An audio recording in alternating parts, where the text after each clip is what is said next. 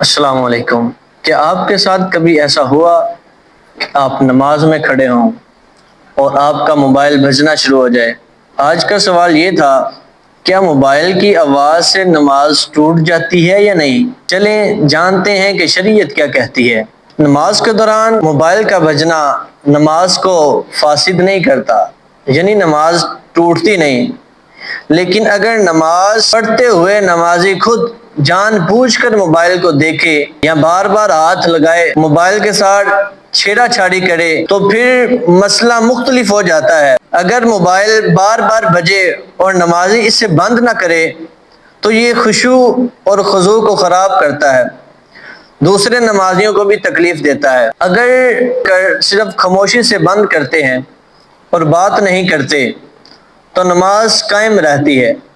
شریعت میں ایسی حرکت کو عمل قلیل کہا جاتا ہے اور عمل قلیل سے نماز ٹوٹتی نہیں۔